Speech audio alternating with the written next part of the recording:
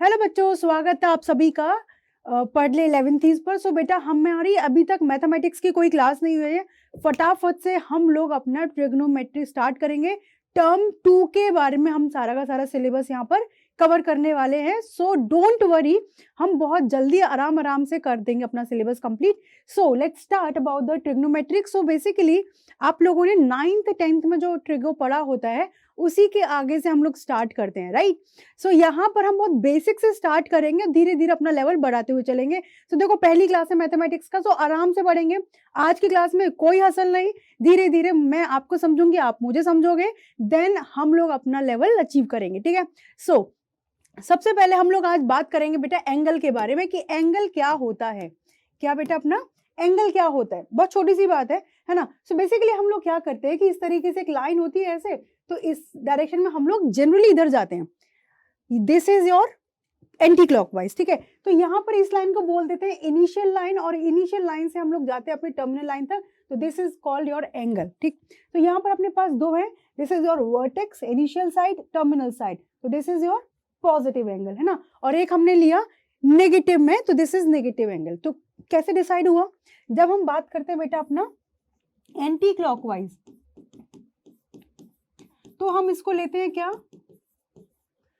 Positive, और जब हम क्लॉकवाइज जाते हैं दिस इज योर क्लॉकवाइज। तो क्लॉकवाइज जब भी हम मेजर करेंगे अपने एंगल को, दैट वुड बी नेगेटिव। छोटी सी बात है, ओके। उसके बाद हमारे पास मेजरमेंट करने के लिए टू अपने पास इसकी यूनिट्स है बेसिकली, एक हम डिग्री में करते हैं और एक हम रेडियन में करते हैं। छोटी छोटी सी बातें हैं। Two units of measurement of an angle which are most commonly used are your degree and then radian. एक एक करके बात करेंगे। पहले डिग्री के बारे में हम लोग डिस्कस करते हैं। अच्छा, छोटी सी बात, डेफिनेशन बाद में रीड करेंगे, पहले आराम से ये समझो कि जब आप लोग को पता है ना ये क्वाड्रेंट, छोटी मोटी बातें पता है, तो हम लोग जनरली ये कहते हैं ना कि एक चक्कर लगाने पर 360 डिग्री। ऑलरेडी ये वही हिसाब है कि मुर्गा पहले आया, मुर्गी पहले आई कि अंडा पहले आया, ठीक है। सो कोई बात नहीं, हमें इतनी नॉलेज तो हमें पता है कि हम एक चक्कर लगाते हैं तो कितना 360 डिग्री होता है, इतनी बात पता है। तो चक्कर मतलब इसको थोड़ा सा प्रोफेशनली बोले मैथमेटिक्स लैंग्वेज में रेवोल्यूशन, है ना। तो एक रेवोल्यूशन, एक चक्कर में कितना 360 डिग्री। तो यहीं से हम लोग इवेल्युएट करेंगे कि बेसिकली एक डिग्री में कितना 1/360 TH रिवॉल्यूशन, चक्कर। तो जिस तरीके से हम लिखते थे ना कि अपना 1 रिवॉल्यूशन में कितना अपना डिग्री है 360 डिग्री, तो एक डिग्री में कितना होगा 1/360th रिवॉल्यूशन, यहां से निकला है। तो बच्चों को ये तो बहुत आसानी से लगता है कि अच्छा एक चक्कर में 360 डिग्री तो पता है, लेकिन जैसे ही उनको बोलते हैं कि 1 degree is equivalent to 1/360th revolution, उनको लगता है अच्छा मैम ने ये क्या नया बता दिया। Nothing new, you already know this thing, ठीक है। सो आगे कह रहा है if a rotation from the initial side to terminal side is 1/360th of a revolution, the angle is said to have a measure of 1 degree. तो indirectly question कह रहा है कि एक डिग्री मतलब 1/360th चक्कर, ठीक है। A degree is divided into 60 minute, इसको हम आगे लिखेंगे 1 degree is equal to 1/360th of a revolution, ठीक है। उसके बाद एक डिग्री को बोलते हैं 60 मिनट, ये जो साइन है ना ऊपर इसके कॉमा लगा दिया, दैट इज मिनट। और एक मिनट में होता है अपना 60 सेकेंड, तो डबल कॉमा लगा दी, दैट इज सेकेंड, ठीक है। छोटी छोटी सी बातें हैं। आ जाओ, एक छोटा सा क्वेश्चन अपने सामने, how many revolution one need to take to make angle of 90 degree, है ना। 90 डिग्री एंगल बनाने के लिए कितने चक्कर हमें लगाने पड़ेंगे। तो आप बिल्कुल मैथमेटिकली मत जाओ, मैं कह रही हूँ जस्ट जनरल नॉलेज से हम लोग बात करें। ये होता है, बोले मैम ये 90 डिग्री होता है ना, और ये हमारा पूरा चक्कर है, तो एक चक्कर में मुझे 360 डिग्री लगाना पड़ता है। क्वेश्चन कह रहा है 90 डिग्री में मतलब 1/4 चक्कर, हो गया सिंपल। तो हम लोग अपना जितना डेली लाइफ में जिस तरीके से बात करते हैं ना, अपने पेरेंट्स, आप सब्जी लेने जाते हो उन भैया से, वो भैया जिस तरीके से कैलकुलेशन करते हैं, आप वो कैलकुलेशन करने लग जाओगे ना, आसान हो जाएंगी। तो बस ऐसे ही कि भाई एक चक्कर मतलब 360 डिग्री, तो 90 डिग्री मतलब उसका चौथाई, तो एक चक्कर का चौथाई मतलब 1/4 रिवॉल्यूशन। बाकी अपने को मैथमेटिकली काम करना है, तो उसने बोला 90 डिग्री, हमें पता है एक डिग्री में कितना रिवॉल्यूशन होता है 1/360th ऑफ रिवॉल्यूशन, राइट। अब वो हमसे कह रहा है 90 डिग्री, तो 90 डिग्री में कितना होगा, तो 1/360 को हम 90 से मल्टीप्लाई कर देंगे, तो कितना आ जाएगा बेटा 1/4 ऑफ रिवॉल्यूशन। वो हम पहले ही बात कर चुके थे, राइट। चलो आगे हम लोग बात करेंगे अपना रेडियन मेजर के बारे में, ठीक है। देखो रेडियन मेजर में मैं आपको थोड़ी सी थ्योरी बताऊंगी, बाकी अल्टीमेटली जो निकलेगा वो बहुत छोटा सा पार्ट है। सो यहाँ पे लिखा है this is another unit for measurement of an angle called the radian measure, ठीक। उसके बाद angle subtended at the centre by an arc of length of 1 unit, ठीक है। और उस सर्कल का रेडियस भी हमने क्या ले लिया 1, तो वो जो एंगल है उसको बोल देंगे हम 1 रेडियन। अभी आपको थोड़ा सा कम समझ में आया होगा, आई नो। इधर आ जाओ, इससे समझो अपने आप चलेगा ये, मुझे कुछ नहीं करना, पहले ही कर लिया। ये हमने आर रेडियस का एक सर्कल बना दिया, ठीक है। उसके बाद क्या हुआ, ये आर रेडियस इधर लिया, इधर इस पर आर्क बना दिया, ठीक है।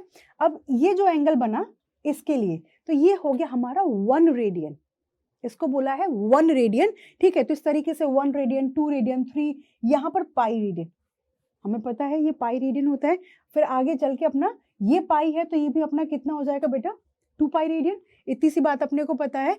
तो अब यहाँ पर आ जाओ, उसने इस तरीके से आपको समझाया कि हमारे को एक पता है theta equal to L upon R, angle is equal to arc upon radius. Hindi में बोलते हैं तो कोण बराबर एंगल, सॉरी एंगल बराबर चाप बटे त्रिज्या, शुद्ध हिंदी अपना आर्क अपॉन रेडियस, ठीक है। तो उसने बोला है कि we know that the circumference of a circle of radius 1 unit. Circumference, कोई सर्कल है उसकी सर्कमफेरेंस क्या होता है बेटा 2 पाई आर। तो बेसिकली हम जैसे इस पॉइंट से स्टार्ट करें तो पूरी सर्कमफेरेंस इसको काउंट कर रहे हैं। तो ये एंगल कितना बना रहा है अपने को पता है, ये एंगल के बारे में पता है 2 पाई। तो सर्कमफेरेंस कितनी हो जा रही है 2 पाई, क्योंकि रेडियस उसने क्या बोला है अपने को बेटा 1 यूनिट रेडियस बोला है, ठीक है। तो इस तरीके से यहाँ पर ये आर था, ये क्या है अपना आर्क, तो ये कितना एंगल बना रहा है दैट इज थीटा। ये मैंने आपको भी फॉर्मूला बताया था, ठीक है। यहाँ पर theta equal to L upon R, same to same. तो अपना ये क्या हो गया L is equal to R theta, ठीक है। तो उसने बोला है तो 1 complete revolution of the initial side subtends an angle of 2 pi radian. यहां से हमने इसको इवेल्युएट किया है कि हमने बोला कि ये कितना एंगल बनाया 2 पाई, है ना। So this angle is 2 pi radian, इसको बोलते हैं 2 पाई रेडियन। अच्छा ये 2 पाई रेडियन, और हमें वैसे पता है कि this is equivalent to 360 degree, right. तो यहीं से हमने इस तरीके से डिजाइन किया कि रेडियन और डिग्री में क्या अपना रिलेशन रहेगा। सो यहां से वी नो दैट थिंग कि अभी मैंने आपको बताया था दिस वन कि ये पूरा का पूरा एंगल कितना होता है 360 डिग्री। और अभी हमने बताया कि सर्कल में हम जैसे बात करें तो वो सर्कल कितना बना रहा था 2 पाई, एक रेवोल्यूशन में कितना बना रहा था एंगल 2 पाई रेडियन। बेटा रेडियन का ये साइन है, आप नहीं भी लिखोगे तो भी ये अंडरस्टूड है। तो यहां से अपना रिलेशन आ जाता है pi radian is equal to 180 degree, वही लिखा हुआ है 2 pi radian is equal to 360 degree, pi radian 180 degree. Okay तो अप्रोक्सीमेशन हमें पता है कि पाई का वैल्यू 22/7 हम लोग यूज करेंगे। So 1 radian is this one, तो यहां से हम निकाल सकते हैं 1 radian is equal to 180 degree upon pi. Pi 180 degree नहीं लिखते हम कभी भी, आप बहुत गलतियां करते हो। That pi is not equal to 180 degree, basically 1 radian को हम लिखते हैं 180 डिग्री बटे पाई, ठीक है। तो बस यहां से ये रेडियन का निकल गया, तो दैट इज अप्रोक्सीमेटली। और हमें निकालना है सपोज करो 1 डिग्री, तो 1 degree in terms of radian हो जाएगा pi upon 180 radian, pi upon 180। तो पाई को 22/7 लिखेंगे, दिस इज अप्रोक्सीमेट वैल्यू अपनी रेडियन में आ जाएगी। क्लियर। छोटा सा जो हमें याद रखना है वो ये याद रखना है, pi radian equal to 180 degree अपना इसमें रिलेशन है। एक छोटा सा एग्जांपल है, the angles of a triangle are in this ratio, find the smallest angle in degrees and greatest angle in radians. So एक छोटी सी बात, ट्रायंगल के 3 एंगल्स का सम कितना होता है 180 डिग्री या फिर पाई, जो भी आपको अच्छा लगता है, ठीक है। तो मैंने एक ट्रायंगल ले लिया बेटा, एंगल ए, एंगल बी और angle C. Angle A plus angle B plus angle C मुझे पता है 180 डिग्री। देखो मैं रेडियन डिग्री में काम करना मुझे अच्छा लगता है, ठीक। उसके बाद उसने बोला है कि तीनों एंगल जो है इस रेशियो में है, हमने रेशो प्रोपोजिशन करके पढ़ा होता है 8th 9th क्लास में, याद आ गया सबको? तो उसने दे रखा है A ratio B ratio C is equal to 3 ratio 4 ratio 5, ठीक है। अब जब हमारे पास टोटल सम है और रेशोज पता है तो हम तीनों की वैल्यू इंडिविजुअली निकाल सकते हैं आराम से। कैसे?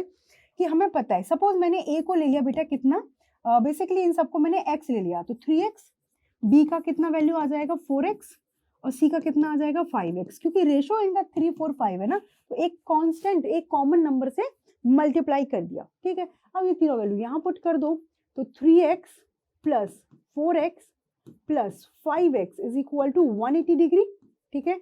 तो 5 plus 4 9 plus 3 12x is equal to 180 degree.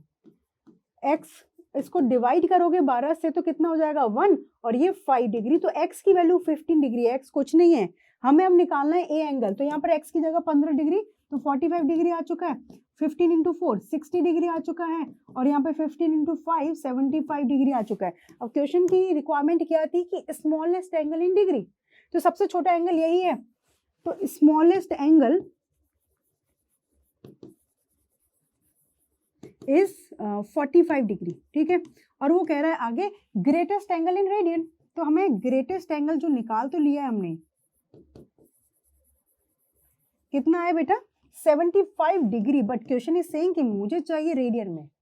तो अभी मैंने बताया 1 degree is equal to pi by 180 radian, तो बस 75 इंटू पाई बाई 1/80 रेडियन, इसको कट कर दो, 5 से करें, हाँ 5 से 15 टाइम होगा, अच्छा 15 से हो जाता है बहुत आसानी से, आ जाओ 15 से करते हैं, 15 से 5 टाइम, 15 से करेंगे 1, 3 बचेगा 2, तो ये मुझे मिल गया 5 पाई बाई 12।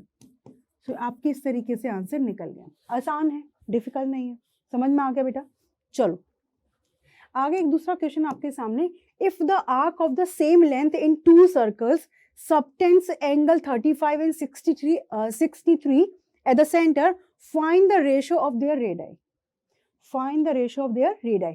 वो कह रहा है कि बेसिकली हमारे पास दो सर्कल है ना, आराम से करना, दो सर्कल हैं, दोनों का रेडियस डिफरेंट है, तभी तो बात कर रहा है कि रेडियस का रेशो बताना है, ठीक है। तो हमसे जो क्वेश्चन पूछ रहा है, क्या पूछ रहा है बेटा, R1/R2 पूछा जा रहा है, ओके। वो कह रहा है arc of the same length in two circle, same length की टू आर्क्स, तो ये मैंने ले लिया सेम लेंथ की, ये ए बी ले लिया मैंने, आर्क एल है, और यहाँ पर मैंने ले लिया सी डी, ये भी डिस्टेंस बेटा एल है, सब क्वेश्चन कह के जा रहे हैं। तो यहाँ पर ये एंगल कितना सबटेंड करता है 35 डिग्री, और ये कितना करता है बेटा अपने को एंगल 53 डिग्री, ऐसा सॉरी 63 डिग्री, ठीक है। ऐसा क्वेश्चन ने बोला है कि सेम आर्क है, दोनों सर्कल अलग अलग है, दोनों का रेडियस अलग अलग होगा, इसीलिए दोनों आर्क जो है सेम लेंथ की एंगल अलग अलग सबटेंड करती हैं। तो यहाँ पर हम बात करें θ1 इक्वल टू क्या होता है L/R1, यहाँ पर मैंने इसको θ2 नाम दिया, L/R2। मैंने L क्यों लिया, क्योंकि दोनों में आर्क लेंथ सेम है, तो बस यहाँ से कैसे करोगे बेटा, L इक्वल टू θ1R1 है ना, इक्वेशन नंबर 1, यहाँ से L is equal to θ2R2, equation number 2। अब देखो दोनों में L जो है बेटा सेम है, so from equation number 1 and 2 क्या करोगे अपना, θ1R1 is equal to θ2R2, भाई दोनों आपस में सेम है। क्वेश्चन कह रहा है R1/R2 मुझे बता दो, तो ये R1/R2 तो θ2/θ1 रहेगा। θ2 कितना हमने लिया है, θ2 हमने लिया है बेटा अपना कितना 63 डिग्री, और θ1 लिया है हमने 35 डिग्री। तो आपको डिग्री में मत रखो, इन सबको हम रेडियन में रखते हैं, ज्यादा बेटर होगा। तो 63 इंटू पाई बाई 180, ठीक है, और यहाँ से 35 इंटू पाई बाई 180। आपको एक चीज समझ आएगी, जब हम रेशो निकालते हैं, रेशो तो चीजें आपस में कट जाती हैं, क्योंकि देखो θ2 रखो 63 इंटू पाई बाई 180, ठीक, डिवाइड में θ1 35 इंटू पाई बाई 180, देखो पाई बाई 180 आपस में cancel, so this is only 63/35। ये ना तो डिग्री है ना ही ये रेडियन है, यूनिट का ध्यान रखना है अपने को, ये ना तो डिग्री है ना ही रेडियन है, ये रेशो चल रहा है, तो कुछ भी नहीं है, सिर्फ R1/R2 एक तरीके से 63/35, दैट्स इट। ना ही ये सेंटीमीटर है ना ही ये मीटर है। इतनी बात समझ में आ गई? क्लियर है बेटा? चलो आगे हम लोग बात करेंगे ट्रिग्नोमेट्रिक फंक्शन के बारे में, ठीक है। थोड़ा सा इंट्रो पढ़ते हैं इसके बारे में, क्या है, कैसे काम करेंगे, फंक्शंस के ग्राफ, हम लोग सारी बातें करने वाले हैं। ओके, फाइनली यहाँ पर एक राइट एंगल ट्राइंगल आराम से आप देख पा रहे हो, ठीक है। राइट एंगल ट्राइंगल है, तो यहाँ पर ये देख रहे हो, ये एक एंगल बनाया हुआ है, ठीक है। सो हमेशा ऐसा नहीं होता कि यहाँ पर जो रखा हुआ है यही बेस है, ये जो सामने टंगा हुआ है यही परपेंडिकुलर, नहीं, इट डिपेंड्स ऑन एंगल। जैसे मैंने इसको नाम दे दिया बेटा क्या, θ1, ठीक, इसको मैंने नाम दे दिया θ2। सो θ1 के सामने वाली लाइन ये परपेंडिकुलर है। अच्छा, हाइपोटेनियस हमेशा फिक्स्ड है ना, जो लाइन सबसे बड़ी है हाइपोटेनियस, ये सबसे अपना बड़ी लाइन होती है दोनों से, तो हाइपोटेनियस हमेशा फिक्स्ड होता है राइट एंगल ट्राइंगल में। तो बेस और परपेंडिकुलर चेंज होते रहते हैं। सो यहाँ पर हम लोग θ1 के लिए बात करें बेटा, तो देखो मैंने इसको नंबरिंग किया, सपोज इसको लिया A, ये ले लिया मैंने B और ये ले लिया मैंने C। तो θ1 के रिस्पेक्ट में, θ1 के रिस्पेक्ट में ये θ1 है, तो इसके सामने वाली लाइन जो है हमेशा परपेंडिकुलर, तो जो बची हुई लाइन है, जो लेटी हुई लाइन है, दैट वुड बी बेस, ठीक। ये θ1 के लिए हमने बात किया। सो फॉर θ1 AB लाइन क्या हो जाएगी बेटा अपना, बेस, और AC लाइन हमारी क्या हो जाएगी, परपेंडिकुलर।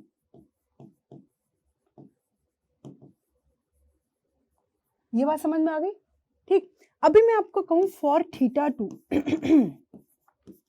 फॉर θ2 की हम बात करें तो θ2 के सामने वाली लाइन AB है, तो जो सामने वाली लाइन है, जिस एंगल की बात करें उसके सामने वाली जो लाइन है वो परपेंडिकुलर का काम करेगा। सो θ2 के लिए हमारा AB क्या हो जाएगा बेटा, परपेंडिकुलर।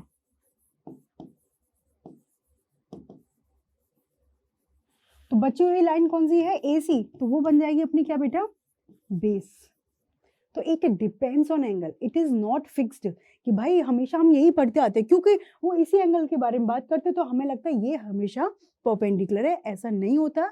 जो एंगल दिया है उसके जस्ट ऑपोजिट जो साइड है दैट इज परपेंडिकुलर, और जो रिमेनिंग साइड है दैट इज बेस, क्योंकि हाइपोटेनियस यहाँ पर दोनों में फिक्स है कि BC हमारा क्या होगा, हाइपोटेनियस, ठीक है। चले आगे, सिंपल सी बात थी। ओके, थोड़ा आपको मैं गुमराह करने वाली हूँ। ये θ है, ठीक है, ये A है, ये B है, ये C है। तो अब हमारे पास इतना हमें पता है कि 6 ट्रिग्नोमेट्रिक फंक्शन होते हैं, साइन थीटा, ठीक है, number 2 cos theta, number 3 tan theta. जब ये तीनों पता है तो हम बाकी की बातें बहुत आसानी से कर लेंगे। तो साइन थीटा क्या होता है, साइन थीटा क्या होता है, परपेंडिकुलर अपॉन हाइपोटेनियस, है ना, परपेंडिकुलर अपॉन हाइपोटेनियस। तो बेटा इसके लिए परपेंडिकुलर है BC और हाइपोटेनियस है AC, क्लियर। कॉस थीटा होता है अपना बेस अपॉन हाइपोटेनियस, तो बेस अपना इस थीटा के लिए बेस क्या है, AB, अपॉन हाइपोटेनियस कितना है बेटा अपना, AC, क्लियर। एंड सिमिलरली हम लोग बात करें टेन थीटा के बारे में, तो टेन थीटा के लिए क्या करेंगे, वैसे आप सभी को पता है ना, sign theta upon cos theta and along with ये होता है परपेंडिकुलर अपॉन बेस। तो इसके लिए परपेंडिकुलर इज योर BC और बेस क्या अपना AB, क्लियर। एक सेकेंड, राइट, क्लियर है बेटा, यहां तक समझ में आ गया। अब उसके बाद हमारे पास 3 और होते हैं, कॉट थीटा तो this is your cos theta upon sine theta, ठीक है, और इसको हम लिखते हैं बेस अपॉन परपेंडिकुलर, तो इसमें बेस हो जाएगा अपना AB अपॉन BC, ठीक है। एंड नेक्स्ट अपना सेक थीटा, सेक थीटा होता है अपना हाइपोटेनियस अपॉन बेस, तो हाइपोटेनियस है AC अपॉन बेस कितना है AB, and the last one that is cosec theta, तो ये होता है हाइपोटेनियस अपॉन परपेंडिकुलर, तो हाइपोटेनियस है AC, परपेंडिकुलर अपना कितना बेटा BC, क्लियर। तो ये हमारे टोटल 6 ट्रिग्नोमेट्रिक फंक्शन होते हैं, क्लियर है, सिंपल सी बात है।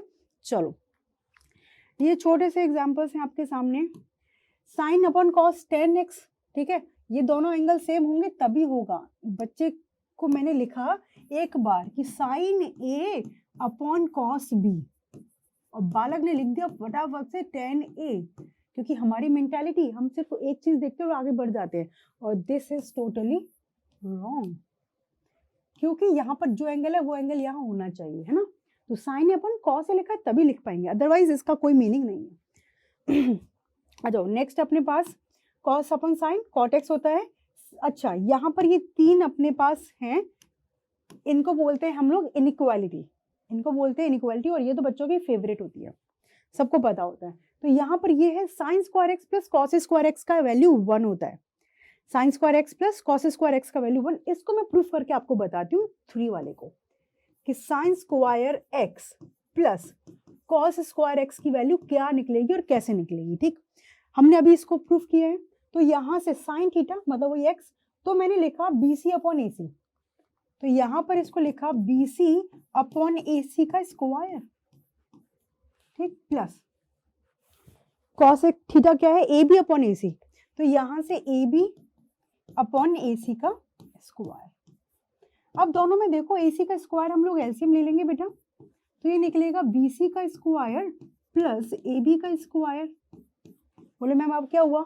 अच्छा ये राइट एंगल ट्राइंगल इतना पता है, तो यहाँ पर एक प्रॉपर्टी जिसको हम बोलते हैं पाइथागोरस थ्योरम, है ना, वो क्या होता है अपना AB का स्क्वायर प्लस BC का square is equal to AC का स्क्वायर, राइट बेटा। तो ये दोनों का स्क्वायर AC के स्क्वायर के इक्वल है, so this is equivalent to AC का स्क्वायर अपॉन AC का स्क्वायर, सो वो कट के अपने पास आ गया 1। So that's how we are getting cos square x plus sin square x is always equal to 1। ये एंगल दोनों का सेम होना चाहिए। Similar in the same manner आप इन दोनों को प्रूफ कर सकते हैं, तो इसकी कोई जरूरत नहीं है। ठीक है, तो बस अपने को एक ये याद हो गई, ये तो सबको याद होती है। एक अपने पास इस तरीके से भी याद कर सकते हो, sec square x minus tan square x is equal to 1 and अपना cosec square x minus cot square x is equal to 1, वही लिखा हुआ अल्टीमेटली डिफरेंट वेज। तो ये x की हर वैल्यू के लिए सेटिस्फाई करते हैं, दैट्स व्हाई इनको इनइक्वालिटीज बोलते हैं। आगे क्लासेस में आपको और मैं डिटेल में बताऊंगी। ठीक है, तो ये x की जो इनके डोमेन में वैल्यूज हैं उनके लिए यही वैल्यूज रखेंगे। क्लियर है? ओके, अब हमारे पास कुछ वैल्यूज की हम बात करेंगे। हो सकता है आप लोगों को पहले से पता हो, बट हम कुछ वैल्यूज की बात करेंगे और ये वैल्यूज आपको याद होनी चाहिए, ये हमें याद होनी चाहिए। तो यहाँ पर ये एंगल चल रहा है बेटा 0 डिग्री, π/6 कितना हुआ? π/6 कैसे निकालेंगे? रेडियन में दिया हुआ है, अभी हमने डिस्कस किया है ना रेडियन और डिग्री, दैट्स व्हाई। तो π/6 बेटा हमारा रेडियन में है, और एक रेडियन मैंने क्या बताया था 180 डिग्री बटे पाई। तो ये रेडियन में, इसको डिग्री में कन्वर्ट करना, तो एक रेडियन की जगह 100 डिग्री 180 बटे पाई, पाई से पाई कट गया तो ये आ चुका है 30 डिग्री। तो हमारा π/6 किसके इक्वलेंट है बेटा? 30 डिग्री के। सिमिलरली आप कैलकुलेट करोगे, ये 45 डिग्री है, ये हमारा 60 डिग्री है, और ये हमारा 90 डिग्री है। तो हम इनकी वैल्यू निकालने वाले हैं। अच्छा इधर बात करोगे तो ये 0 0 ही रहता है। ठीक है, चलो अपना आ जाओ। साइन 0 डिग्री की बात करें, मतलब साइन के साथ वो 0, साइन के साथ वो π/6, इस तरीके से बात हो रही है ना। तो साइन 0 का वैल्यू 0, साइन 30 डिग्री का वैल्यू 1/2, साइन 45 का 1/√2, साइन 60 डिग्री का √3/2, और साइन 90 का 1। ये सबको खुशी से याद रहता है। ठीक है, ट्रिक मैं बता रही हूँ बट आपको याद रखनी है चीजें क्या कि ये सारी वैल्यूज देखो उल्टा लिख दो, 1 √3/2, 1/√2, 1/2, 0। मतलब जब मैंने स्टडी की थी तो मुझे ऐसे ही सिखाया था, इसलिए आई रिमेम्बर। तो आप इस तरीके से याद रखे, टेबल तो डेफिनेटली बना सकते हो कि बस इधर से उल्टा करके एज इट इज छाप दो, बट हमें याद रखनी है। सो cos 0 का वैल्यू 1, cos 30 का वैल्यू √3/2, cos 45 1/√2, cos 60 1/2, cos 90 0। ठीक है, ओके। उसके बाद हम बात करेंगे अपना tan के बारे में। तो tan का फॉर्मूला क्या होता है? साइन बाई कॉस, अभी पढ़ा है। tan का फॉर्मूला क्या होता है बेटा? Sine by cos. तो यहाँ पर 0/1 0, sine theta upon cos theta.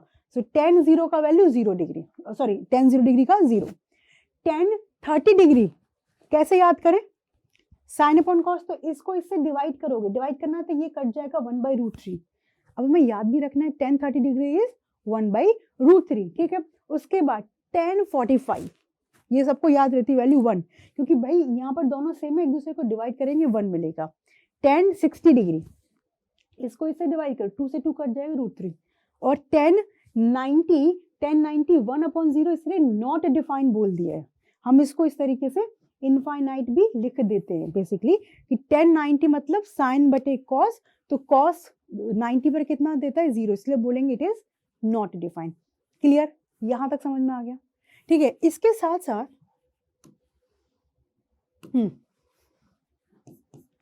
हमें पता है cos of x is equal to 1/sec of x, right, and sin x is equal to 1/cosec x, और हमें पता है tan x is equal to 1/cot x। आप ऐसे भी लिख सकते हो cosec x is equal to 1/sin, sec is equal to 1/cos। तो हमने इन तीनों की वैल्यू याद कर ली, तो बाकी की वैल्यूज निकालना आसान है। cot की वैल्यू निकालनी है ना, सपोज करो मैंने आपको बोला कि cot की वैल्यूज निकालनी है, तो cot 0, तो इसका उल्टा कर दो बेटा, तो 1, ये अभी क्या लिखा हुआ है अपना, ये पता है ना क्या लिखा हुआ है, 0.1 लिखा हुआ है। इसका मैंने कहा कि आपको उल्टा कर दो 1/0, तो 1/0 क्या आ जाएगा, नॉट डिफाइंड, ठीक। इसका उल्टा करेंगे √3, 1 का उल्टा 1, इसका उल्टा करेंगे तो ये हो जाएगा 1/√3, और इसका उल्टा करेंगे, बेसिकली क्या लिखा हुआ बेटा अपने को पता है ना, ये लिखा है 1/0, उल्टा करेंगे 0/1, दैट इज 0। तो ये हमने सारी कॉट में वैल्यू निकाल दी, cot 0, cot 30, cot 45, cot 60, cot 90। Clear? In the same manner हम लोग अपना sec की निकाल सकते हैं। sec थीटा की वैल्यू कैसे निकालेंगे, इसकी वैल्यूज को रेसिप्रोकल करके। cosec की वैल्यू कैसे निकालेंगे, साइन को रेसिप्रोकल करके। तो पहले आप साइन cos tan की वैल्यू अच्छे से याद रख लो।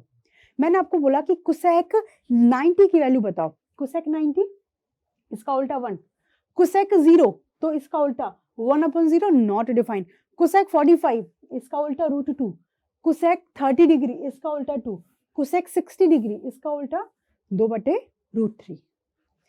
एंड सिमिलरली sec थीटा की, तो sec 0 इसका उल्टा 1/0 का उल्टा, ये 1/1 लिखा है, सॉरी 1 ही आएगा, इसका उल्टा 2/√3, इसका उल्टा 2, √2, इसका 2 और इसका 1/0, सो नॉट डिफाइंड। क्लियर है? समझ में आ गई बात? चलो आगे बढ़ते हैं कुछ क्वेश्चंस के पास, ठीक है। सामने क्वेश्चन लिखा हुआ आपके, show that cos to the power 4a minus sin to the power 4a plus 1 is equal to 2 cos square a, that's it। तो हमें प्रूफ करना है ना, तो LHS पिक करते हैं। तो यहाँ पर हमारे पास है cos to the power 4a minus sin to the power 4a plus 1। बोले क्या करें? अच्छा, हमारे पास जब भी प्रूफ दैट के क्वेश्चंस होंगे ना, तो हम अपने RHS पर फोकस करेंगे आराम से। एंगल हमारे पास A चल रहा है और यहाँ पर सिर्फ कॉस की टर्म में है, साइन नहीं है, तो बोले क्या किया जाए। तो इनके दोनों की पावर 4 मुझे दिख रही है, तो एक आइडिया ना मेरे दिमाग में ये आया है क्या कि a square minus B square कितना होता है बेटा, a minus B bracket and bracket a plus B, A square minus B square. तो यहाँ पर बोले मैम यह तो स्क्वायर नहीं है, अरे भाई स्क्वायर से ज्यादा अपने को मिला हुआ है, पावर 4 को ऐसे लिख सकते हैं, ठीक, +1 को रहने दो, आगे कोई ना कोई काम बनेगा। तो ये a और ये b के जैसे बिहेव कर रहा है। cos स्क्वायर a मेरा पूरा कंप्लीटली एक नंबर है और एक साइन स्क्वायर a एक नंबर है, तो a square minus b square, तो a माइनस b, ठीक, bracket close, a plus b and +1।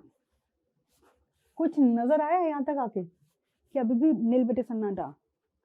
भाई ये तो देखो क्या होगा, इसकी वैल्यू 1, कितना आसान हो गया, 4 से हम 2 में आ गए पावर में, तो cos square a plus sine square a 1। तो आप बेटा जब भी अपने बोर्ड्स में लिखने का अपने का क्वेश्चन पेपर आ रहा है, लिख रहे हो, तो it is compulsory, it is necessary कि हम साइड में लिखेंगे जो भी हम अपना एक्शन करने वाले वो लिखेंगे बेटा। तो यहाँ से कॉस स्क्वायर ए माइनस साइन स्क्वायर ए, इसका वैल्यू 1 मल्टीप्लीकेशन में था, दैट्स इट। तो देख रहे हो ये हमने इस चीज को रिड्यूस करके यहाँ लेकर के आगे, किसी को हम लिख करके दे देंगे ना, ये होता है कहेगा झूठ बना रहे हो, 4 को हम 2 में कैसे लिख सकते हैं, हमने कन्वर्ट किया है। अब कॉस स्क्वायर ए तो रहने दो एज इट इज, मैंने लिखा 1 माइनस साइन स्क्वायर ए। अब यही से देख लो cos square A is equal to 1 minus sine square A. 1 minus sine square A किसकी इक्वल है, कॉस स्क्वायर ए के। तो यहाँ से cos square A plus cos square A, बोले okay. So this is 2 cos square A, मिल गया जो हमें चाहिए था, दैट्स इट। RHS और लिखोगे अपना हेंस प्रूफ्ड। क्लियर है, समझ में आ गया।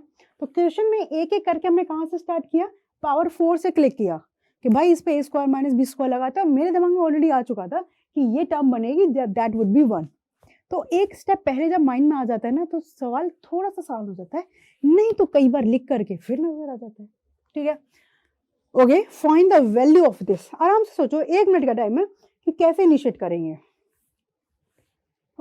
इसकी पावर 6, इसकी पावर 6, फिर ये 3 आ गया, a स्क्वायर बी स्क्वायर, क्या हो रहा होगा, पावर 6 चल रही है। साइन स्क्वायर कॉस स्क्वायर का सम 1 होता है, हमें इतना पता है। तो जब भी हमारे पास पावर 6 पावर 8, तो हम ना साइन स्क्वायर कॉस स्क्वायर को अलग लिख करके काम चलाएंगे। तो बेसिकली हमने इसको स्टार्ट किया, तो ये क्या लिखा है, कॉस स्क्वायर एक्स की पावर 3। अच्छा जी, ये लिखा है साइन स्क्वायर एक्स की पावर 3। बोले ये क्या लिखा हुआ है, 3 sine square x into cos square x. कुछ नजर आया?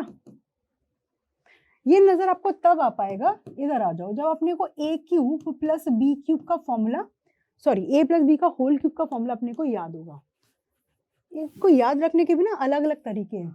a प्लस बी का होल क्यूब कैसे लिखते हो, a cube plus B cube plus 3a square b plus 3ab square, ऐसे लिखते हो ना। मैं कहती हूँ इसको इस तरीके से लिखो, a cube plus B cube, इन दोनों में से क्या कॉमन आ रहा है, 3ab कॉमन आ रहा है, तो ब्रैकेट में a plus B. I think अभी तुम्हें कुछ आइडिया लगा होगा, a cube plus B cube plus 3ab a plus B, ये खराबी थोड़ी है, सेम ही तो बात लिखी है।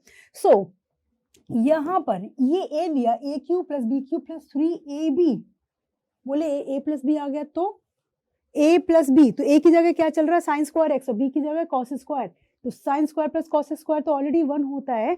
सो बेटा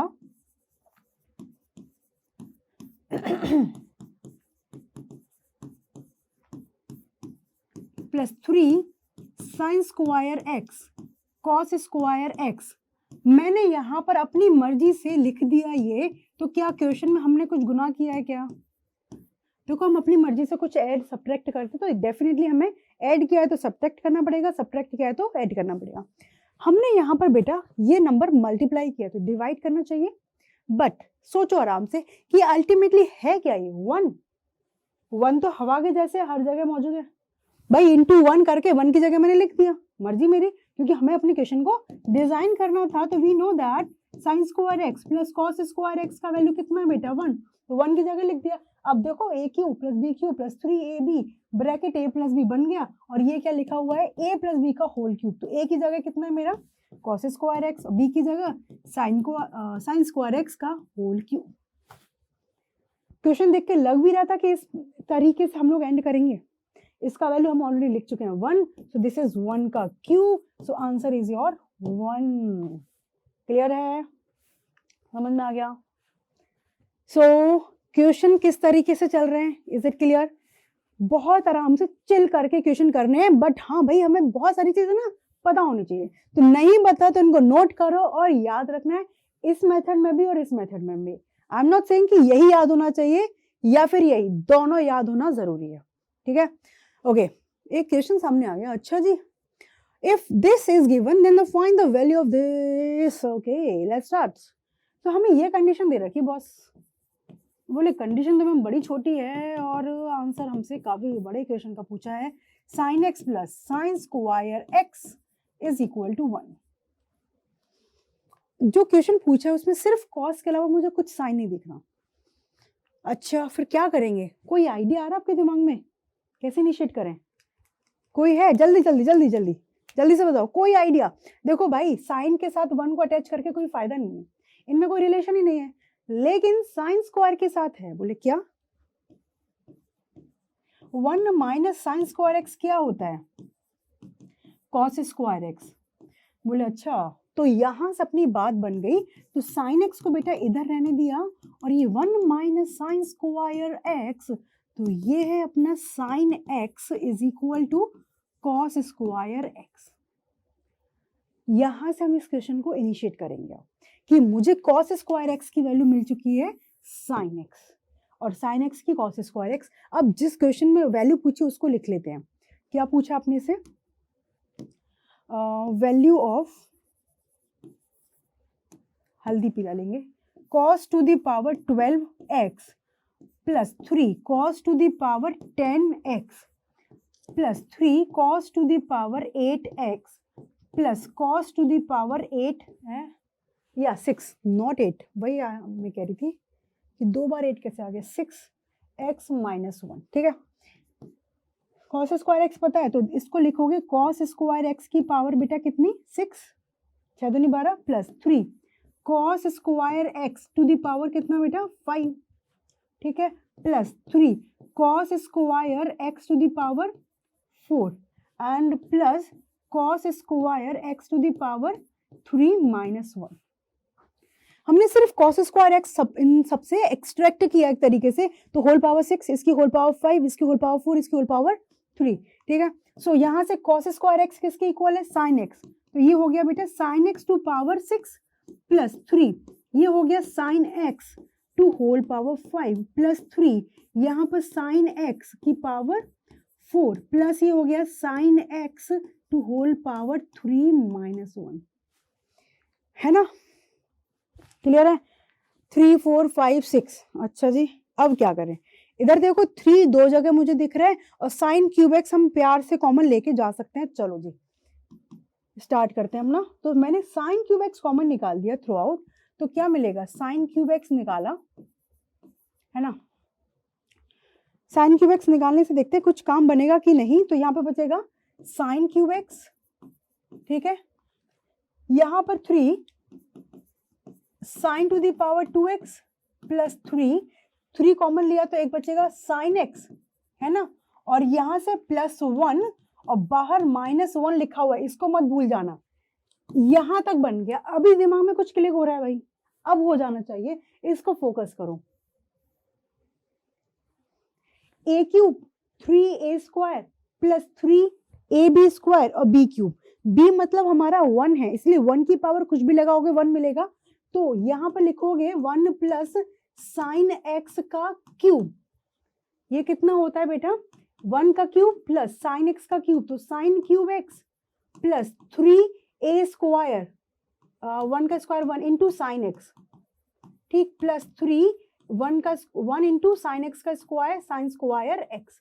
तो क्या मिल गया अपने को, देखो sine cube x plus 3 sine square x plus 3 sign x plus 1, ये मैंने यहाँ पे लिख दिया, ये यहाँ पे और ये 1, तो ये पूरा का पूरा वो लिखा हुआ है, तो that is 1 plus sign x का क्यूब। तो यहाँ से मिला साइन क्यूब एक्स और ये मिल गया 1 प्लस साइन एक्स का होल क्यूब माइनस 1। अभी भी हमारा क्वेश्चन खत्म नहीं हुआ क्योंकि साइन एक्स में चल रहा है और आंसर हमारा कोई न्यूमेरिकल वैल्यू आने वाला है। अब क्या करें, तो बोले अब साइन एक्स में पहुंच गया, तो साइन एक्स में हमारे पास ये इंफॉर्मेशन है, या तो ये है या फिर ये है।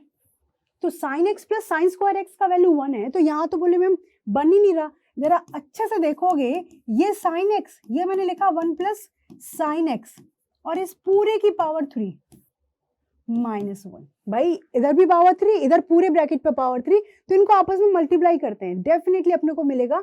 सो यहाँ से देखो ये साइन एक्स बन गया प्लस ये साइन स्क्वायर बन गया, it's whole power 3 and minus 1, sine x plus sine square की वैल्यू 1, तो 1 का क्यूब माइनस 1, तो दैट इज योर 0। 1 की पावर कुछ भी लगा दो 1 मिलेगा, सो 1 माइनस 1 0। तो इस क्वेश्चन का आंसर अपना कितना आ चुका है? 0। है ना मजेदार? समझ में आ गया? एक बार आराम से देख लेना इस क्वेश्चन को वापस और खुद से प्रैक्टिस कर रहे हैं तभी मजा आएगा। ठीक है, क्लियर है? हमने सिर्फ यहाँ से cos स्क्वायर x की वैल्यू निकाली, उसमें सब्स्टिट्यूट किया, फिर sin क्यूब x कॉमन लिया तो ये साफ दिख गया। मैं एक और काम कर सकती थी, बट अभी आप थोड़ा लर्निंग स्टेज में हो। देखो यहाँ पर आप गौर से करोगे ना तो ये sin स्क्वायर x का क्यूब, यहाँ पे sin cube into sin square x, यहाँ पे sin स्क्वायर x की पावर 2 sin x और sin x का क्यूब। तो यहीं पर हम एक बात कह सकते थे कि ये हमारा sin x plus sin square x का होल क्यूब है। कोई नहीं, वो थोड़ा आगे स्टेज है कि जब आप सीख जाओगे ना तब हम डायरेक्ट बात करेंगे। और इसकी वैल्यू हमें दे रखी है क्वेश्चन में 1, so 1 minus 1 answer is 0। Clear? चलो, sine of trigonometric function in various quadrants. हमारे पास टोटल 4 क्वाड्रेंट होता है, इतनी बात सबको पता है। ठीक है, सो यहाँ पर बेटा ये इसको बोलते हैं फर्स्ट क्वाड्रेंट, इसको बोलते हैं सेकंड क्वाड्रेंट, इसको बोलते हैं थर्ड क्वाड्रेंट, इसको बोलते हैं हम लोग fourth quadrant. So first quadrant में बेटा सारे पॉजिटिव होते हैं, मतलब all positive. All positive, all में कौन आते हैं? Everything, sine cos tan cot sec cosec. ठीक है, तो हम साइन एक्स कोसेक एक्स को एक साथ रखेंगे। भाई साइन एक्स पॉजिटिव है तो कॉस एक्स भी पॉजिटिव, साइन एक्स नेगेटिव तो कोसेक एक्स भी नेगेटिव। ठीक है, उसके बाद कॉस एक्स और सेक एक्स का साथ में जोड़ा बनाएंगे और टेन एक्स और कॉट एक्स का आपस में, है ना।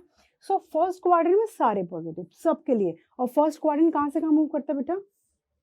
0 से 90 डिग्री। ठीक, सेकंड क्वाड्रेंट में सिर्फ साइन और कोसेक एक्स हमारे पॉजिटिव होते हैं, रेस्ट नेगेटिव। रेस्ट में कौन? Tan cot sec cosec. ठीक है, उसके बाद हमारे थर्ड में आएंगे तो थर्ड में हमारे पास सिर्फ टेन एक्स और कॉट एक्स पॉजिटिव होता है, बाकी सब कैसे होते हैं बेटा? नेगेटिव। और फोर्थ में बात करें तो एक ही ग्रुप बच गया है सेक एक्स और कॉस एक्स वाला, तो ये ग्रुप पॉजिटिव होता है और बाकी सारे नेगेटिव। तो फर्स्ट क्वाड्रेंट में सबके पास लीनियंसी है, सारे पॉजिटिव होते हैं, लेकिन सेकंड में सिर्फ एस मतलब साइन कोसेक, थर्ड में टी मतलब टेन कॉट और फोर्थ में सी मतलब कॉस सेक। तो इसको आप ऐसे याद रख सकते हो, हंसना नहीं, बिल्कुल हंसना अलाउड नहीं है। ए एस टी सी, ऐसी तैसी, मैं नहीं वापस रिपीट करूंगी भाई। ठीक है, ए एस टी सी, ठीक, याद रहेगा। All positive, sine cosec, tan cot, cos sec. ठीक है, ओके। एंड इसी के साथ साथ मैं आपको एक चीज और बता देती हूं कि साइन ऑफ माइनस एक्स की हम बात करें, number 2, cos of minus x की बात करें, number 3, ten of minus x की बात करें। बेसिकली हम देखा जाए तो इंपॉर्टेंट हमारे लिए कौन कौन से हैं? साइन और कॉस, क्योंकि टेन किससे बनेगा? साइन कॉस से, कॉट टेन से, सेक हमारा कॉस और कोसेक साइन से, तो ये दोनों इंपॉर्टेंट है। तो बेटा साइन एक्स, साइन में एक्स की जगह माइनस एक्स पुट कर रहे हैं, एक्स की नेगेटिव वैल्यू, है ना, तो ये क्या करता है? माइनस साइन एक्स होगा। क्यों? जब भी हमने नेगेटिव किया है ना, एक्स की जगह नेगेटिव एक्स पुट कर दिया, तो वो किस क्वाड्रेंट में मूव कर जाएगा? बेसिकली फोर्थ क्वाड्रेंट में। किस क्वाड्रेंट में चला जाएगा? फोर्थ क्वाड्रेंट में। तो एक्स पहले पॉजिटिव था, सपोज मैंने ले लिया कि हमारा यहाँ पर है कुछ, तो जैसे आपने नेगेटिव लिया वो यहाँ पहुंच जाएगा। और फोर्थ क्वाड्रेंट में हमारा साइन कैसा होता है? नेगेटिव। एक तरीका, इसको प्रूफ करने के बहुत सारे तरीके हैं। बेसिकली हम करते हैं कि जब x की जगह माइनस एक्स रखते हैं, इसका मतलब हम लोग अपना क्या कर रहे हैं? उसका मिरर इमेज ले रहे हैं। ठीक है, इस तरीके से हम बात करते हैं। तो यहाँ पर हमारा क्या हो जाएगा? फोर्थ क्वाड्रेंट में पहुंचेगा, सो इसीलिए नेगेटिव। अच्छा, कॉस में बात करें, कॉस में बात करें तो यहाँ पर क्या होगा अपना बेटा? यहाँ पर ये फोर्थ क्वाड्रेंट में पहुंचेगा, वहां पर कॉस पॉजिटिव, इस पर कोई फर्क नहीं पड़ेगा, तो ये कॉस एक्स ही रहेगा। एक तरीका। दूसरा तरीका मैं आपको एक्सप्लेन करती हूँ। सपोज हमने इस तरीके से ले लिया कि ये मेरा एंगल है एक्स, ठीक है, तो यहाँ पर इस तरीके से साइन एक्स कॉस एक्स सारी बातें चल रही हैं। मैंने बोला माइनस एक्स क्या होता है, मतलब सेम अपना क्या है quantity but anti clockwise direction में, this is your minus X. हम इस तरीके से इसको माइनस एक्स रीड करेंगे, एंटी क्लॉकवाइज पॉजिटिव, क्लॉकवाइज में नेगेटिव। तो अब यहाँ पर इसका हम साइन एक्स बोलेंगे, साइन ऑफ माइनस एक्स कहाँ पर चला जाएगा, फोर्थ क्वाड्रेंट में, तो फोर्थ में साइन नेगेटिव, और कॉस ऑफ माइनस एक्स करेंगे वो हमारा फोर्थ में आएगा, दैट इज पॉजिटिव। तो इसीलिए साइन के अंदर जब माइनस आता है तो माइनस बाहर निकल जाता है, और कॉस के अंदर जब माइनस आता है तो कॉस एज इट इज रहता है। इसका रीजन क्या है कि फोर्थ क्वाड्रेंट में अपना सिर्फ और सिर्फ कॉस एक्स और सेक एक्स पॉजिटिव रहते हैं, बाकी सारे नेगेटिव। इसका मतलब मैम 10 भी बाहर निकाल देगा, यस बेटा 10 भी बाहर निकाल देगा, बाकी हम लोग इनसे बात कर सकते हैं कि ये माइनस अपन पॉजिटिव तो माइनस में आएगा। एंड अलोंग विद हम लोग बाकी की बात करें, कॉट ऑफ माइनस एक्स, तो भाई सिंपल, फोर्थ क्वाड्रेंट में कॉट कैसा होता है, नेगेटिव, तो यस ये हमारा माइनस बाहर निकाल देगा। And sake of minus x की बात करें, बोले भाई ये तो पॉजिटिव होता है, तो ये पॉजिटिव ही रहेगा। और हम last cosec of minus x की बात करें तो ये माइनस बाहर निकाल देगा, minus of cosec x. Is it clear? यहाँ तक समझ में आ गया? कोई पंगा किसी को? ठीक है। अच्छा, एक क्वेश्चन अपने पास, find the values of other 5 trigonometric function if cot X दे रखा है 3/4, और क्वेश्चन मेंशन करके जा रहा है आपके सामने क्या कि हमारा ये जो एंगल है x lies in third quadrant, it is important. So third quadrant की बात कर रहा है, तो थर्ड क्वाड्रेंट में हमारे पास हमें पता है सिर्फ कौन कौन, tan और cot, एंगल लगाना पड़ेगा एक तरीके से, tan x और cot x पॉजिटिव होते हैं, बाकी सारे अपने नेगेटिव होते हैं। तो उसने बोला है कि अपने को cot x की वैल्यू पता है, बाकी नहीं पता, बाकी सारी फाइंड आउट करनी, लेकिन मेंशन क्या हुआ है कि थर्ड क्वाड्रेंट में लाई करता है। सो यहाँ से बेटा इस तरीके से हमने एक राइट एंगल ट्राइंगल बनाया, ठीक, ये एंगल मैंने x ले लिया, ये एंगल x है, तो ये अपना परपेंडिकुलर और ये अपना बेस। cot x क्या होता है, cot x होता है बेटा अपना बेस अपॉन परपेंडिकुलर, तो बेस अपना कितना है 3 और ये कितना है 4 परपेंडिकुलर। सो यहाँ से हाइपोटेन्यूस निकालना है, तो वैसे हमें पता है क्या होगा, 4 का स्क्वायर 3 का स्क्वायर का स्क्वायर, और ये तो सारे बच्चों को याद रहता है 3 4 5 का कॉम्बिनेशन, बचपन से पढ़ते आ रहे हैं, राइट। चलो, तो यहाँ पर ये 5 आ चुका है, अब हमें बात करनी है। तो सबसे पहले मैंने बोला साइन एक्स निकालना है, and remember one thing, x lies in third quadrant, तो थर्ड क्वाड्रेंट में साइन नेगेटिव पहले लगा दो, ऐसा नहीं कि नेगेटिव आएगा, हमें यही पता है कि थर्ड क्वाड्रेंट में तो tan और cot के अलावा सारे नेगेटिव आने वाले हैं। सो साइन एक्स क्या होगा बेटा, परपेंडिकुलर अपॉन हाइपोटेन्यूस। अब तो सिंपल हो गया। cos x की बात करेंगे, it is also negative, so minus base upon hypotenuse. Third की बात करेंगे, that is tan x, tan x को निकालने की कोई जरूरत नहीं है, इसका उल्टा कर दो, साइन भी सेम रहेगा, दैट इज 4/3। देन हम लोग बात करेंगे अपना फोर्थ, sec ऑफ x, तो भाई cos निकाल दिया तो इसका उल्टा कर दो, क्यों सोचना है, क्यों हमें ज्यादा अपना टाइम लगाना है। कोसेक एक्स की बात करो तो भाई ये भी नेगेटिव, वहां से करना चाहो तो hypotenuse upon perpendicular, that is your 4। Clear है, कैलकुलेट हो गया। तो बस अपने को क्वाड्रेंट का बेटा हमेशा याद रखना है। अच्छा, क्वेश्चन मेंशन नहीं करेगा quadrant, then it can be plus, it can be minus. क्यों? क्योंकि फर्स्ट क्वाड्रेंट में भी तो कॉट हमारा पॉजिटिव होता है, क्वेश्चन कुछ नहीं बोलता, तो cot x हमारा 3/4 है। सो x can lie in first quadrant ना, तो फर्स्ट क्वाड्रेंट में सारे पॉजिटिव, तो सिचुएशन में सारे पॉजिटिव होते, और cot x पॉजिटिव थर्ड में भी होता है, तो थर्ड में सिर्फ cot और tan पॉजिटिव, बाकी सारे नेगेटिव होते हैं। ठीक है, क्लियर है, समझ में आ गया? Okay, now graph domain and range of trigonometric function. हम एक एक फंक्शन का ग्राफ पढ़ेंगे, उसी का डोमेन डिस्कस करेंगे, उसी का रेंज डिस्कस करेंगे, एक ही बार में हम आराम से काम करते हुए चलेंगे। ठीक है, लेट्स स्टार्ट। तो सबसे पहले मैं बात करूंगी y equal to sine x. थोड़ा सा डोमेन रेंज के बारे में आपको ब्रीफ कर देती हूँ। डोमेन बेसिकली x की वैल्यू जिनके लिए हमारा साइन खुश रहे, खुश मतलब है डिफाइन रहे, तो डोमेन कहते हैं x की वैल्यूज के लिए जिसके लिए हमारा जो फंक्शन दिया है वो डिफाइंड रहे, ठीक है। और रेंज किसे कहते हैं, x की सारी पॉसिबल वैल्यूज के लिए y की जो वैल्यूज मिलती हैं। आई एम रिपीटिंग, डोमेन होता है x की सारी पॉसिबल वैल्यू जिसके लिए हमारा फंक्शन डिफाइन है, और रेंज क्या होता है, x की सारी वैल्यूज के लिए y क्या क्या वैल्यूज देगा, मतलब सारी वैल्यूज ऑफ y जो हमें मिलेंगी, दैट इज योर रेंज। तो y equal to sine x हम बनाते हैं, ये तो सबको पता है कि कैसे बनेगा।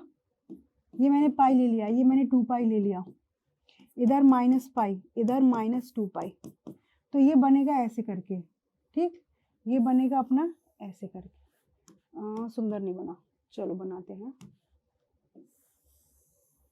ऐसे करके।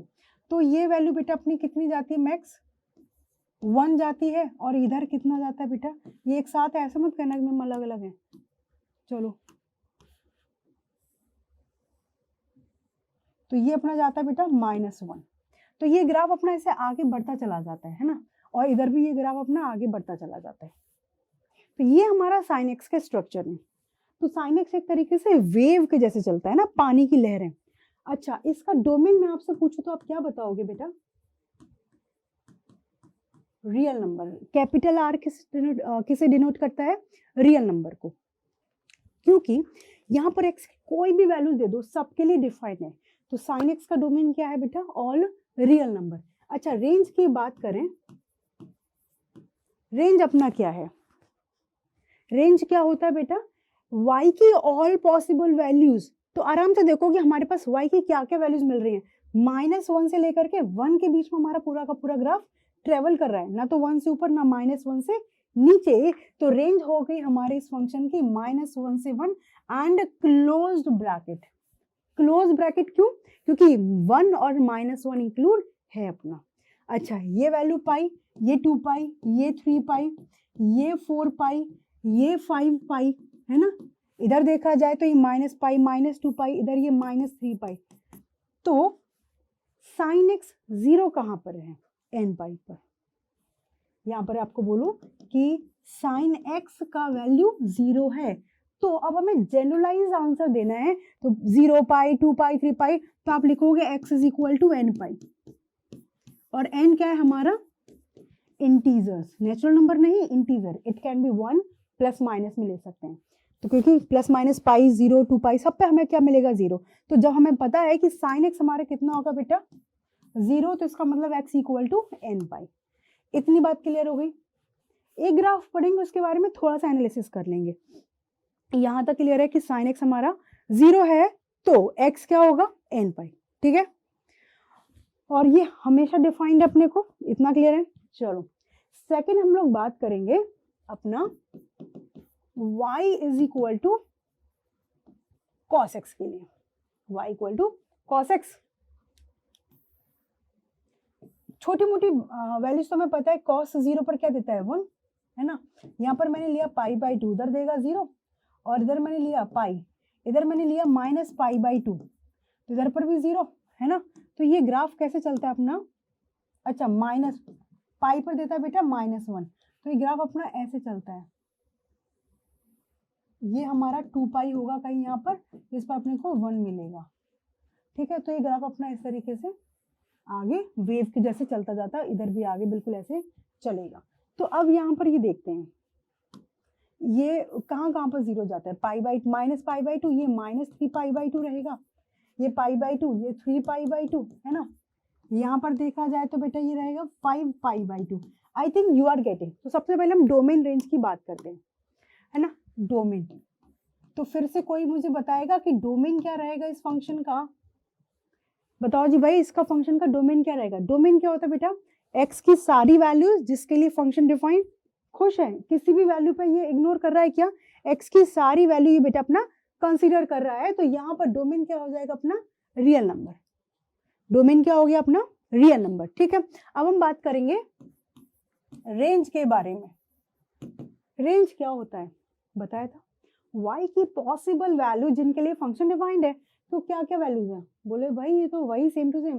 तो यस, ये -1 से 1 के बीच में घूमता है, क्लोज ब्रैकेट ऑन -1 to 1। तो ये इसकी रेंज हो गई है, -1 से 1, clear.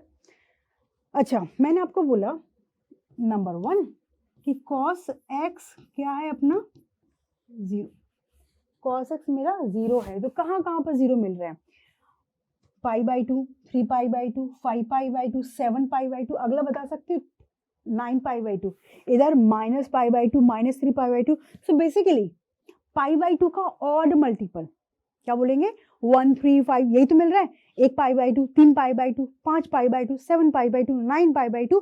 So odd multiple of π/2, तो ऑड मल्टीपल को लिखते हैं बेटा 2n+1 करके। 2n+1 नंबर हमेशा ऑड है जब n आपका इंटीजर है, तो n नेचुरल नंबर है चाहे इंटीजर है, हमेशा ऑड है।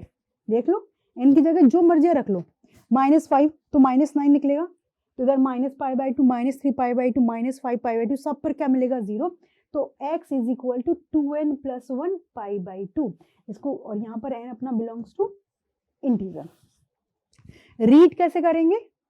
रीड कैसे करेंगे? अपना ऑड मल्टीपल ऑफ π/2 पर क्या देता है अपने को? ये 0। क्लियर? अच्छा, यहां पर एक और बात मैं आपसे करूं, cos x का वैल्यू 1 कब कब मिलेगा? आराम से देखो, 0 पर 1 देता है, उसके बाद 2π पर 1 देता है। एनी आइडिया आगे कब देगा? 0 से 2π में दिया है, तो आगे बेटा अपने को ये 4π पर 1 देगा। तो यहां से x is equal to 2nπ। मैंने 1 की बात की है, -1 की बात नहीं की है। पाई पर -1 देता है, तो आगे यहां पर ये 3π पर -1 देगा, ये 4π पर इसने 1 दिया है। तो cos x का वैल्यू 1, तो x इक्वल टू 2nπ, मतलब even multiple of pi. 2n हमेशा एक इवन नंबर, n हमेशा बेटा अपना नेचुरल नंबर है, ठीक है। एंड यहीं पर मैंने आपसे एक और बात डिस्कस की कि cos x is equal to -1।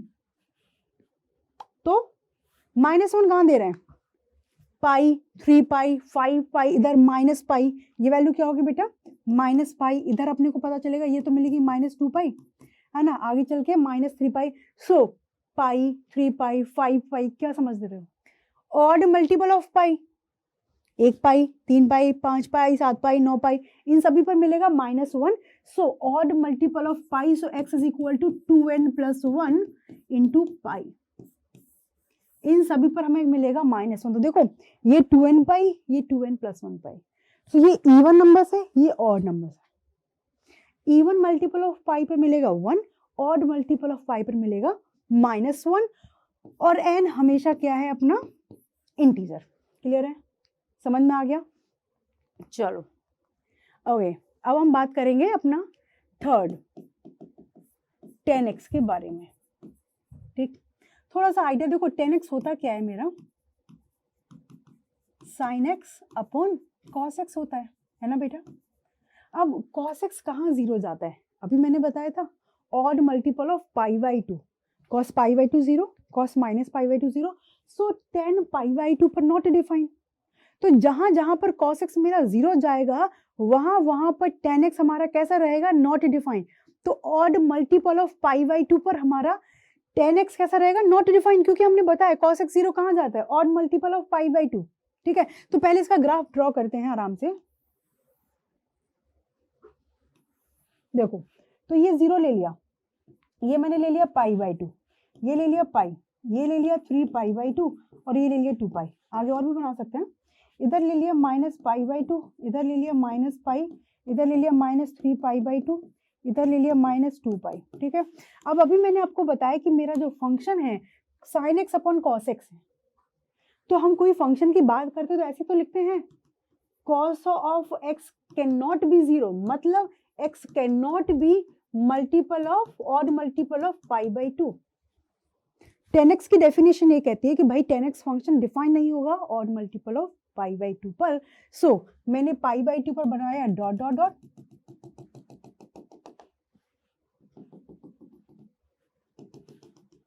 बेटा आपको ग्राफ अच्छे से याद रहेंगे ना तो क्वेश्चन करना बहुत आसान हो जाता है। मतलब मुझे तो ग्राफ के साथ काम करना बहुत ज़्यादा पसंद है, तो मैं तो चाहती हूँ कि जितने बच्चे मेरे से पढ़ते हैं बेसिकली उन सभी की ग्राफ के साथ ना कॉम्बिनेशन, उनके साथ रिलेशन अच्छा होना चाहिए। देखो 0 से π/2 में सारे फंक्शन पॉजिटिव, तो ये ऐसे जाएगा, टच कभी नहीं करेगा। ठीक है, क्योंकि हमें पता है कि cos π/2 0 और sin π/2 1 1/0, very very big number.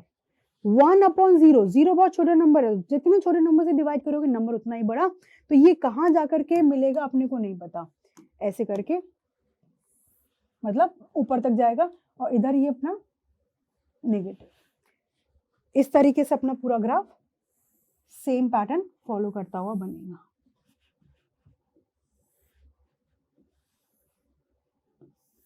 आगे और जाएगा बेटा ऐसे बिल्कुल। इधर बनेगा ये अपना 5π/2, इधर मैं बात करूँ तो इधर ये अपना नीचे जाएगा और ये ऊपर जाएगा, ये क्या मिल जाएगा अपना 5π/2। ठीक है, इतनी बात क्लियर होगी, ग्राफ समझ में आ गया। तो पहले डोमेन की बात करते हैं, है ना। डोमेन की मैं बात करूं, सो डोमेन क्या है? डोमेन क्या है अपना बेटा कि x की वैल्यूज जिसके लिए फंक्शन डिफाइन हो। मैंने अभी क्या बताया कि 10x हमारा ऑड मल्टीपल ऑफ π/2 पर डिफाइन नहीं है, बाकी सारी वैल्यूज पर डिफाइन है। देख लो आराम से, तो हम पहले बता करके आ गए थे, तो इसलिए इसका डोमेन क्या होगा? All real number except odd multiple of π/2। बस इन नंबर से इसको एलर्जी है, क्योंकि भाई 10 क्या बन जाए इस पर? Not defined. तो भाई डोमेन वही कहता है कि जहां पर आपका फंक्शन खुश रहता है, डिफाइंड रहता है, that is your domain. Range की बात करें तो रेंज क्या होता है? All possible values of y। क्या क्या आपको वैल्यूज मिल रही हैं? बोले मैम ये तो ऊपर तक जा रहा है और यहाँ बिल्कुल नीचे तक जा रहा है, मतलब यहाँ पर हमारी वैल्यू जो है -∞ से +∞ तक जा रही है, और इनको हम कभी भी क्लोज ब्रैकेट में नहीं लिखते। सो आप डायरेक्टली कह सकते हो रेंज हमारा क्या है? All real number. रेंज क्या हो जाएगी हमारी? All real number. Is it clear? ये समझ में आ गया कि कैसे हमने बात किया है। यहाँ पर डोमेन को लिखा रियल नंबर -2n + 1 इंटू π/2 और रेंज को लिखा ऑल रियल नंबर, क्योंकि आप आराम से देख सकते हो यहाँ पर कि हमारा पूरा का पूरा ये ऊपर से लेकर नीचे तक चल रहा है। ठीक है, अब आओ। अच्छा, यहाँ पर मैं आपके साथ एक और चीजें डिस्कस करूं थोड़ी बहुत। 10x 0 है। 10x क्या होता है? Sine upon cos. तो अल्टीमेटली क्या क्वेश्चन बन रहा है अपना? sin x 0, मतलब 10x 0 की बात। तो आप यहां से भी ऑब्जर्व करो पहले आराम से कि कहां कहां पर 0 है। इधर, इधर, इधर। तो 0, π, 2π, -π, -2π, 3π, 4π, ऑड मल्टीपल, सॉरी n π, 0, 1, 2, 3 π, सारे पाई मल्टीपल ऑफ पाई पर क्या है? 0। तो यहां से आप लिखना चाहोगे तो you can write it down directly x = n π। Again n belongs to integer. तो यही तो कहानी हुई थी बेटा सारी की सारी, यही तो स्टोरी बनी थी किधर कि जब हमने आपको अभी हमने डिस्कस किया था sin x 0 तो x = n π। सेम ही तो बात चल रही है। तो यहाँ पर ये है अपना sin x upon cos x = 0 की बात है। तो अल्टीमेटली ये बात कर रहा है कि जब अपना sin x क्या होगा? 0, उस सिचुएशन में हम लोग क्या बात करेंगे। क्लियर हुई? ये बात समझ में आ गई। एंड हम लोग और यहाँ पर इससे ज्यादा बात करने की जरूरत नहीं है। That's it. कि 10x 0 कब होगा? जब x = n π, क्योंकि 10x = 0 is equivalent to sin x = 0। ठीक है, now come to the fourth one, that is y = cot of x। ठीक, अगेन cot x क्या होता है? Sine upon cos? No, cos upon sine. तो इसको लिखोगे cot x = cos of x upon sin x। इसका मतलब कि sin x जहां पर 0 होगा वहां पर हमारा cot x डिफाइन नहीं होगा, right? So sin x can not be equal to 0। So इससे क्या मिल गया कि x can not be equal to n π। मतलब जहां जहां पे 0, π, 2π, 3π हर जगह cot x कैसा रहेगा? Not defined. चलो फटाफट अपना ग्राफ बनाते हैं। तो ये है हमारा 0, ये मैंने ले लिया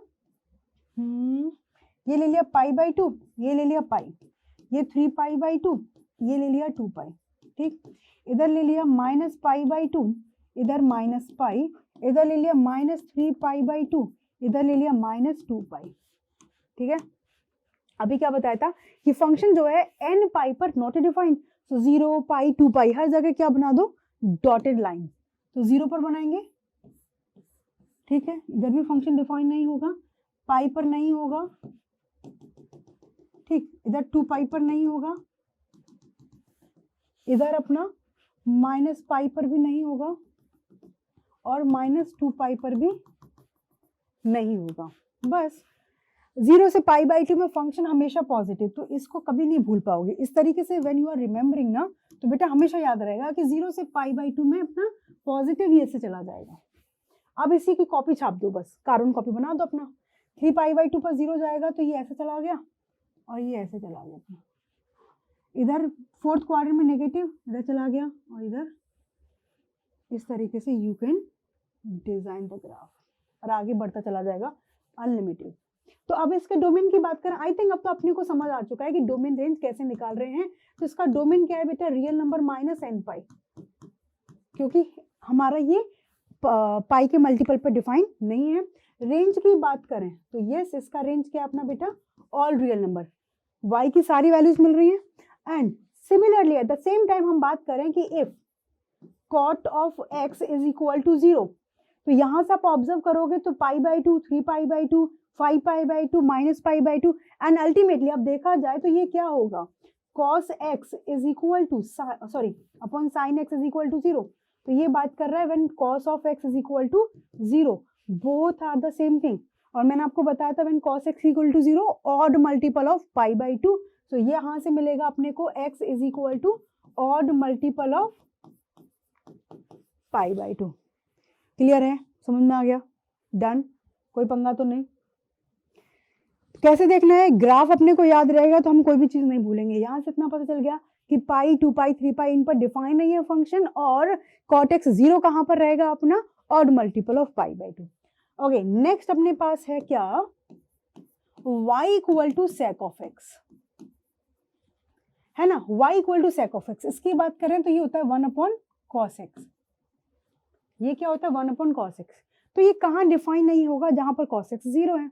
अभी मैंने बात किया है तो cos x can not be 0, है ना, तो यहां से क्या निकला था, x can not be odd multiple of pi by 2। अब तो आपको रट गया होगा कि cos x कहां 0 नहीं है, सॉरी कहां 0 होता है, odd multiple of pi by 2। तो odd multiple of pi by 2 पर इसको प्रॉब्लम है। ठीक, एक तो मैं पहले आपको इसका ग्राफ ड्रॉ करना सिखाती हूँ अपने तरीके से, बिल्कुल हंसने की बात नहीं है, ठीक है। 0 कैसे, वो भी मजा आएगा। पाई बाई 2, पाई 3 पाई बाई 2 और 2 पाई, इतना ही करते हैं ना। इधर minus pi by 2, minus pi, minus 3 pi by 2 और माइनस 2 पाई, ठीक है। अब आ जाओ, उसने बोला है कि भाई odd multiple of pi by 2 define नहीं होगा, तो क्या कर सकते हैं, फिर हमें डॉटेड लाइन तो बनानी पड़ेंगी इन सब पे।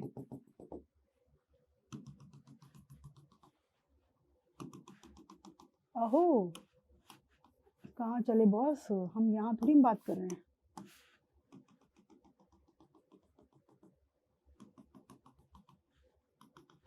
ठीक है, और मल्टीपल ऑफ पाई बाई 2 पर हमने बना ली।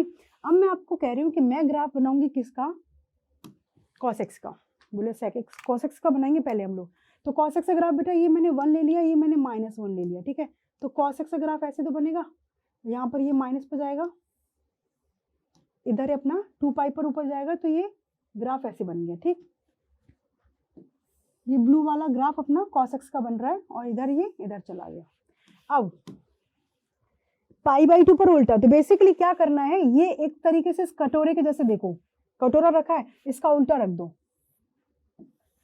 क्योंकि रेसिप्रोकल है ना, साइन sec x और सॉरी sec x किसका है, cos x का रेसिप्रोकल। तो ये ऐसे था, इसका उल्टा पहुंचा दिया, ये ऐसे है तो इसका उल्टा ये पहुंचा दिया, है ना। इधर से बात करेंगे तो ये ऐसे चलेगा, बिल्कुल ऐसे चला जाएगा, यहाँ पर अपने पास बनेगा 5 पाई बाई 2।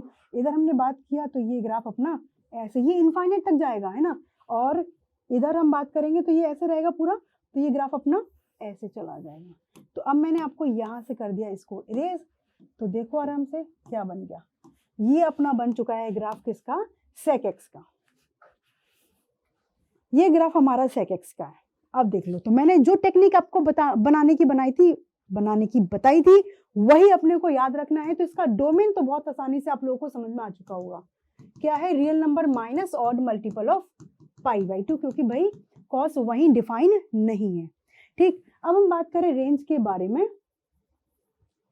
रेंज थोड़ा सा डिफरेंट है, ये नेगेटिव में कहां से जा रहा है, माइनस इनफाइनाइट से -1 तक, तो माइनस इनफाइनाइट से -1 तक चला गया।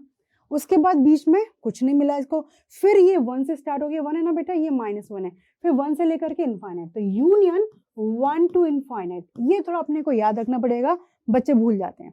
माइनस इनफाइनाइट टू -1 और 1 टू इनफाइनाइट, मतलब -1 से 1 के बीच में इसको कुछ नहीं मिलेगा, तो इसको लिखने का दूसरा तरीका, रियल नंबर -1 टू 1। देखो हम जब सब्ट्रैक्ट कर रहे हैं ना, तो -1 और 1 हमें चाहिए, तो उस पर हमने ओपन ब्रैकेट लगाया है और यहां पर हम इंक्लूड कर रहे हैं, तो इसका मतलब यही है कि हमें जो नहीं चाहिए वो हम सब्ट्रैक्ट कर रहे हैं। तो नहीं चाहिए वो क्या है, -1 से 1 के बीच की वैल्यू -1 और 1 तो हमें चाहिए, इसलिए हम उन पर क्या लगाया है, ओपन ब्रैकेट। क्लियर, समझ में आ गया? तो यहां से अब तो बहुत सारी चीजें अपने को पहले ही पता है। अच्छा, आपके सामने लिख दिया जाए कि sec of x is equal to 0, क्या रिजल्ट आएगा, क्या रिजल्ट आएगा? Not defined, not possible, inappropriate value. भाई sec x कभी 0 मिलेगा क्या? नहीं, sec x का जो वैल्यू है ना वो -1 से छोटा रहेगा, 1 से बड़ा। तो जब भी इस तरीके की बेकार की बातें लिखी हो कि sec x इक्वल टू 1/2, सीधा मना कर दो, कुछ नहीं होगा, है ना। इन द सेम मैनर मैंने आपको बोला sec of x is equal to 1, तो यस इट मैटर्स, ये यहाँ पर 1 0 पर मिलेगा, 2 पाई पर मिलेगा, basically 1 upon cos x is equal to 1, 1 upon cos x is equal to 1, तो cos x is equal to 1, और वो मैंने आपको बताया x इक्वल टू 2n पाई। ठीक, तो जब इस तरीके का कुछ लिखा है तो नॉट डिफाइंड, और sec x इक्वल टू 1 या sec x इक्वल टू -1, तो cos में ले जाकर के हम उसकी बात करेंगे। The last we have y equal to cosec x, तो ये होता है 1 अपॉन sin x, राइट बेटा। तो sin x 0 नहीं हो सकता फिर हमारा, तो इसका मतलब x can not B n पाई का मल्टीपल। 0 पाई 2 पाई सब पर साइन 0 देता है, तो cosec उसकी बात नहीं मानेगा। तो हम यहाँ पर ग्राफ बनाए 0 पाई 2 पाई 3 पाई 4 पाई, पाई 2 पाई 3 पाई विद नेगेटिव साइन -4 पाई। ठीक है, हमें यहाँ पर बनाना डॉटेड 0 पर, पाई पर, अरे ये तो बहुत छोटा छोटा बन जाएगा, 2 पाई पर, चलो कोई बात नहीं, 3 पाई पर, 4 पाई पर, है ना। ऐसे ही इधर पाई इधर 2 पाई। बस आज की क्लास में ग्राफ करेंगे, फिर कल से नो ग्राफ्स।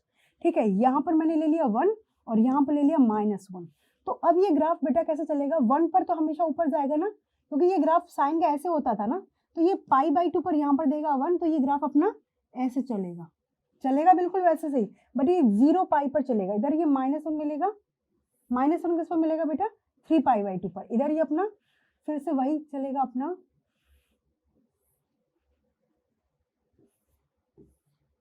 एंड सिमिलरली 0 से -π में नेगेटिव होता था, तो ये इधर चलेगा, सॉरी, ठीक है, इधर अपना ही ऊपर चला जाएगा, इधर ये नीचे आ जाएगा। तो इन द सेम मैनर अपना ग्राफ मूव करता रहेगा। तो बस अपने को जैसे sec x का बताया था, क्योंकि यहाँ पर ये अपना ग्राफ बेटा एक sin x का चल रहा है, उसका हमने उल्टा बनाया है, और कुछ नहीं किया।